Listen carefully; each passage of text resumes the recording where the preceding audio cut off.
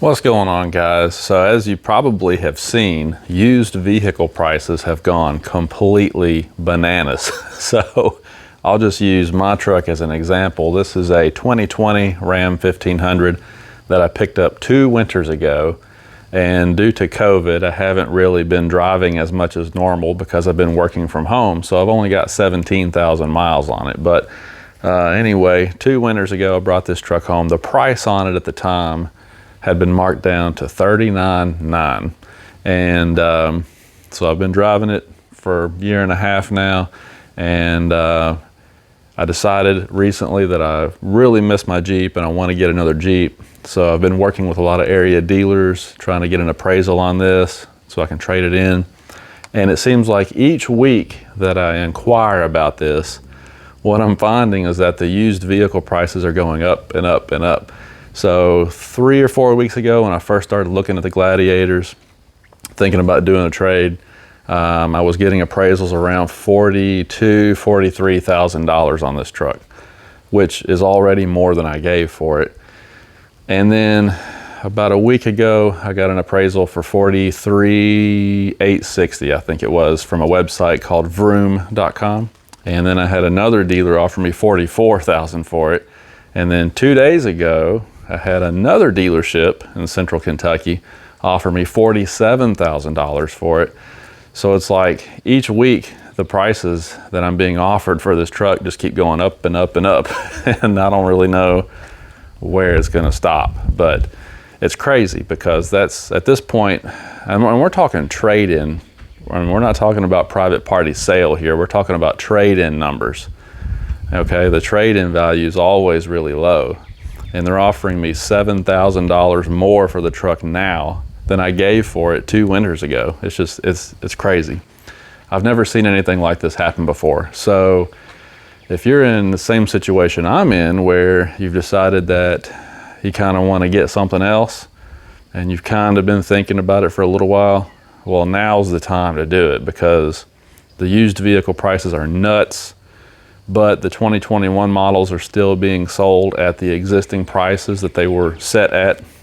So right now, that ratio is the best it's going to get. I'm thinking that later this year, when the 2022s come out, the prices are going to go up on them because of the steel shortages and all the stuff that's going on in the world.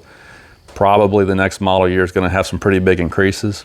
So the 21s are going to be less expensive new. And we don't know what's going to happen. I mean, these things can't keep rising in value forever. I mean, eventually this microchip shortage is going to get taken care of.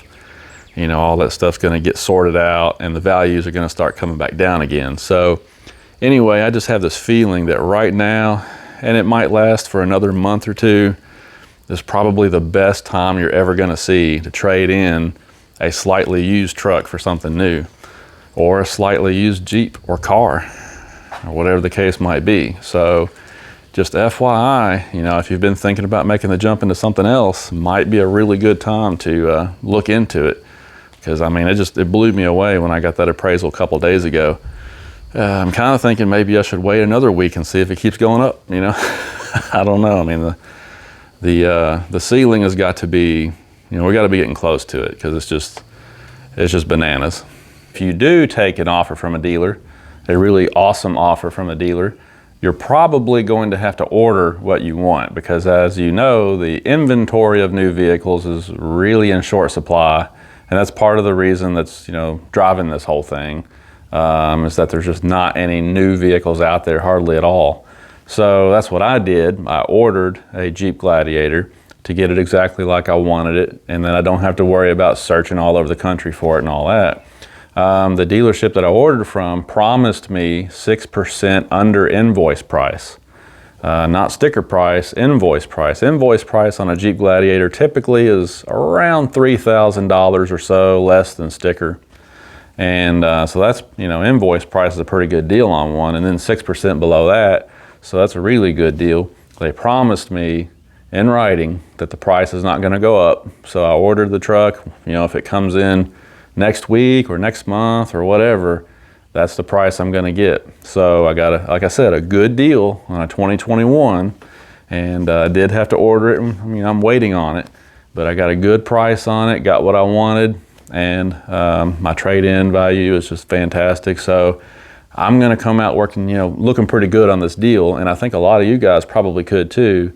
But you'll probably need to order what you want and wait on it. So I would advise doing that pretty soon, because sometimes, the shortages, and everything, of the microchips and everything that's going on, sometimes it seems like it's really stretching out the length of time that you have to wait for a vehicle that you order. Now, fortunately, mine is not being held up by this microchip shortage.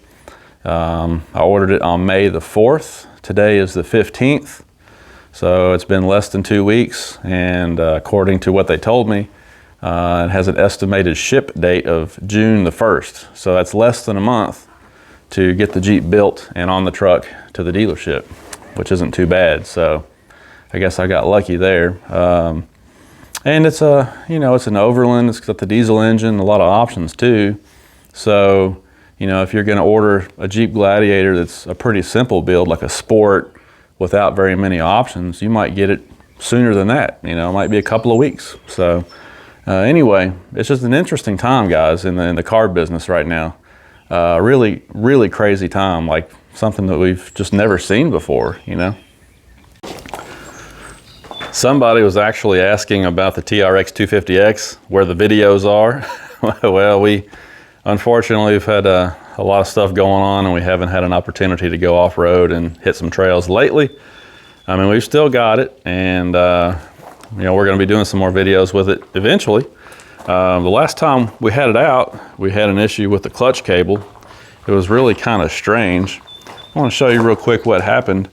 So obviously the clutch cable runs down, and it comes in right here, and there's a bracket right there.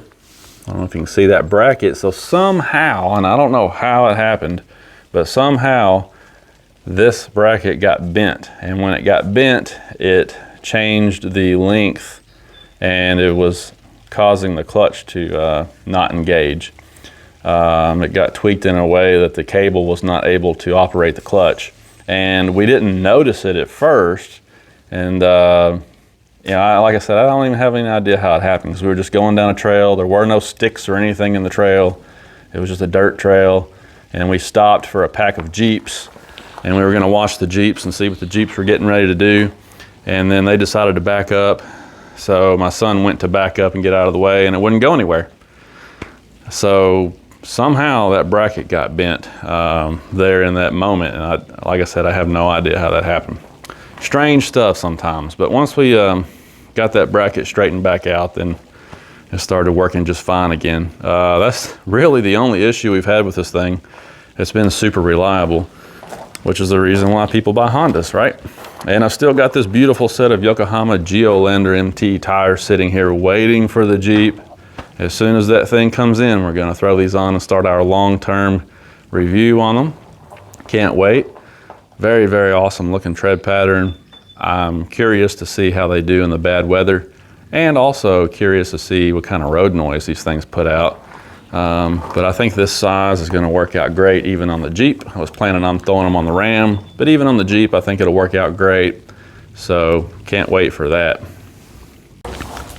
Yeah, I mean, it's summertime almost, and obviously I'm ready to get out and hit the trails, do some more camping, have a good time. So a couple more weeks of school here. My son will be out of school, and then there won't be anything holding us back. We'll get out in the woods and shoot some video out on the trails around Indiana, Kentucky, Tennessee, and hopefully it'll be a good summer. I'm glad things are getting back to normal. The mask mandates are starting to be lifted. Places are opening back up again. I think we're starting to get back to normal, and that's going to be awesome. Guys, I thank you for watching. We'll talk to you later. If you got something you want to trade in, go do it.